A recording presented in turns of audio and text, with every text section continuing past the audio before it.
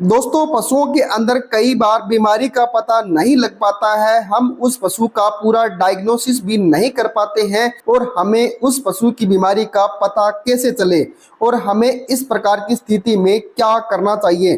क्योंकि दोस्तों, जब हम फील्ड के अंदर जाते हैं तो हम कई बार कंफ्यूज हो जाते हैं, जिससे हमें उस बीमारी का पता नहीं लग पाता और पूरा डायग्नोसिस भी नहीं हो पाता।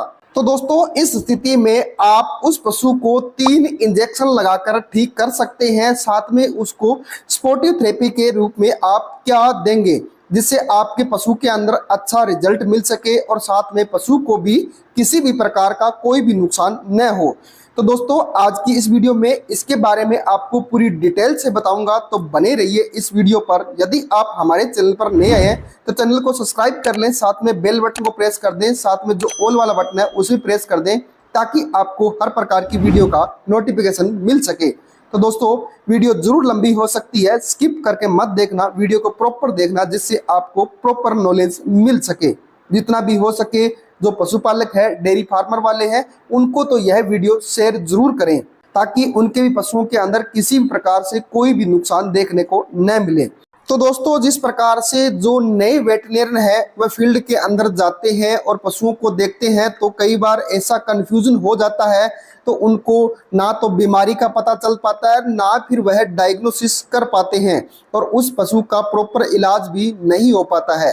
साथ में दोस्तों, कई बार हमने देखा है जो डेयरी फार्मर वाले हैं वह ट्रेनिंग भी लेकर आते हैं पशुओं की, फिर भी वह कई बार ऐसी बीमारियों के अंदर कंफ्यूज हो जाता है और वह उस बीमारी का प्रॉपर डायग्नोसिस नहीं कर पाते हैं और उसका इलाज कैसे करेंगे।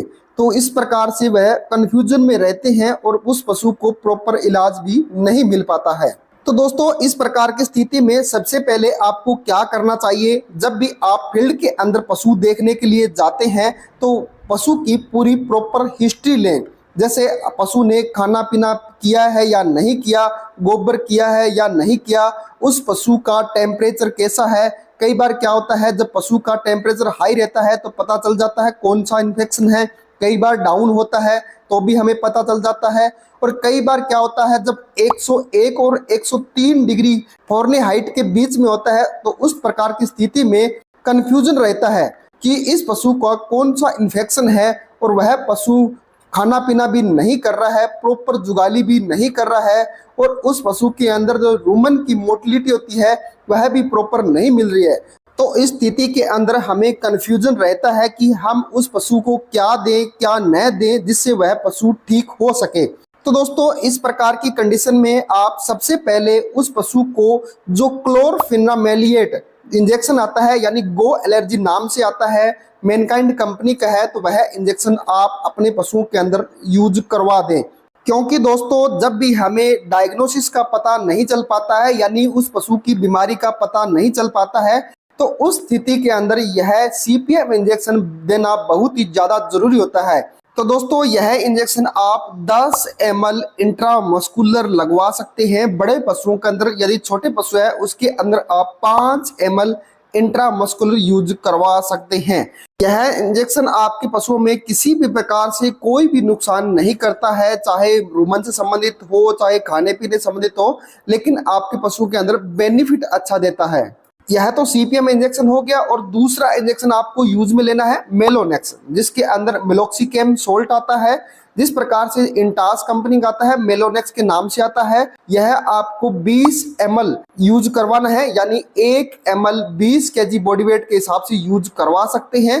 यानी आपका पशु 200 kg बॉडी वेट का है, वहां पर आप 10 ml यूज करवा सकते हैं। यदि आपका पशु 400 kg बॉडी वेट का है, तो वहां पर आप 20 ml इंट्रामस्कुलर, इंट्रावेनस या सबकट यूट से, तीनों रूट से दिया जा सकता है। आपको अच्छा बेनिफिट मिलेगा, क्योंकि दोस्तों, जिस तरह से पशु के अंदर टेम्परेचर बढ़ा हुआ तो दे सकते हैं, खाना पीना छोड़ दिया उस स्थिति में दे सकते हैं, रूमन के कंट्रोल के लिए भी दे सकते हैं, साथ में छोटी मोटी जो स्वेलिंग होती है उसके अंदर भी इस इंजेक्शन का यूज करवा सकते हैं। क्योंकि यह दोस्तों, यह इंजेक्शन ग्लूकोस्टेरॉइड के रूप में काम करता है, तो आपको बहुत ही अच्छा बेनिफिट मिलेगा। यह इंजेक्शन भी आप अपने पशुओं के अंदर जरूर यूज करवाएं। इसी के साथ साथ में दोस्तों तीसरा इंजेक्शन आपको यूज में लेना है, जिस तरह से कोई भी दिक्कत हो आपके पशु में वह कंट्रोल करे, साथ में वह पशु को नुकसान न करे, साथ में दोस्तों आपके पशु के अंदर मेटाबॉलिक डिजीज से संबंधित हो उसको कंट्रोल करे,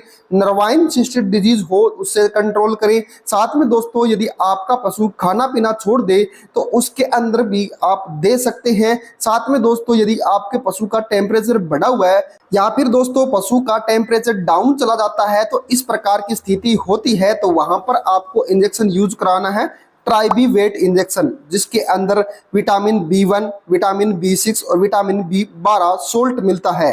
जिस प्रकार से यह इंटास कंपनी का आता है तो आप यह अपने पशुओं के अंदर यूज करवा सकते हैं, क्योंकि दोस्तों यह नर्वाइन सिस्टम से संबंधित प्रॉब्लम होती है कंट्रोल करता है, साथ में मेटाबॉलिक डिजीज वगैरह है तो उसको कंट्रोल करता है, साथ में पशु खाना पीना छोड़ देता है, जुगाली करना बंद कर देता है, तो उस प्रकार की स्थिति में यह इंजेक्शन दिया जा सकता है, बहुत ही बेटर रिजल्ट देता है। साथ में पशु का यदि टेम्परेचर बढ़ा हुआ है या घटा हुआ है उस प्रकार की स्थिति में भी बहुत ही अच्छा बेटर रिजल्ट देता है। तो दोस्तों आप बड़े पशुओं के अंदर यह 20 ml इंट्रावेनस या इंट्रामस्कुलर लगा सकते हैं, आपको अच्छा बेनिफिट देखने को मिलेगा। या फिर दोस्तों जो मीडियम साइज के पशु हैं उनमें आप 10 ml लगवा सकते हैं, या दोस्तों उससे भी छोटे पशु हैं उनमें आप 5 ml इंट्रामस्कुलर या इंट्रावेनस यूज करवा सकते हैं, आपको बहुत ही अच्छा बेनिफिट देखने को मिलेगा। तो दोस्तों जिस तरह से मैंने तीनों इंजेक्शन बताए हैं वह आप बेझिझक होकर अपने पशुओं में यूज करवा सकते हैं, चाहे आपका पशु प्रेग्नेंट है या नॉन प्रेग्नेंट है तो भी बिल्कुल सेफ इंजेक्शन है। तो दोस्तों यदि आपको किसी भी बीमारी का पता नहीं चल रहा है या फिर आप अपने पशु के अंदर किसी भी डायग्नोसिस को कंफर्म नहीं कर पाते हैं, प्रॉपर देख नहीं पाते हैं, तो उस स्थिति के अंदर आप यह तीनों इंजेक्शन लगाकर अपने पशुओं के अंदर बेटर रिजल्ट ले सकते हैं। इसके साथ साथ में दोस्तों आपको क्या करना है, इसको स्पोर्टिव थेरेपी के रूप में जिस प्रकार से जो बोलस आती है वह भी आपको यूज करवानी है। जिस तरह से दोस्तों जो रेसो फीड बोलस आती है वीरबेक कंपनी की, तो क्योंकि दोस्तों इसके अंदर बहुत से विटामिन प्रोबायोटिक्स आदि मिले हुए होते हैं तो आपके पशु के अंदर बेटर रिजल्ट देती है। तो दोस्तों यह बोलस आप 2 बोलस पर डे के हिसाब से दे सकते हैं, आपको बहुत ही अच्छा बेटर रिजल्ट देखने को मिलेगा। यदि आपका पशु खाना पीना कम कर रहा है, प्रॉपर जुगाली नहीं कर रहा है, रूमन से संबंधित कोई प्रॉब्लम है, डाइजेशन संबंधित कोई प्रॉब्लम है या फिर माइक्रोफ्लोरा इंक्रीज नहीं हो रहे हैं, साथ में दोस्तों मेटाबॉलिक डिजीज से संबंधित कोई प्रॉब्लम है, तो आप यह बोलस अपने पशुओं में जरूर यूज कराएं ताकि आपको बेटर रिजल्ट मिल सके। इसी के साथ साथ में दोस्तों यदि आपको यह बोलस नहीं मिलती है तो जो बायो बूस्ट बोलस आती है वह भी आप यूज करवा सकते हैं। तो बायो बूस्ट बोलस आप 2 बोलस पर डे के हिसाब से दे सकते हैं, वहां पर भी आपको अच्छा बेनिफिट देखने को मिलेगा, तो आपके पशु का प्रॉपर ट्रीटमेंट भी हो जाएगा। और स्पोर्टिव थेरेपी के रूप में यदि आप यह देंगे तो आपको अच्छा बेनिफिट देखने को मिलेगा और आपका पशु प्रॉपर ठीक हो जाएगा। तो दोस्तों फिर मिलेंगे नेक्स्ट वीडियो में, तब तक के लिए थैंक यू, धन्यवाद, वंदे मातरम।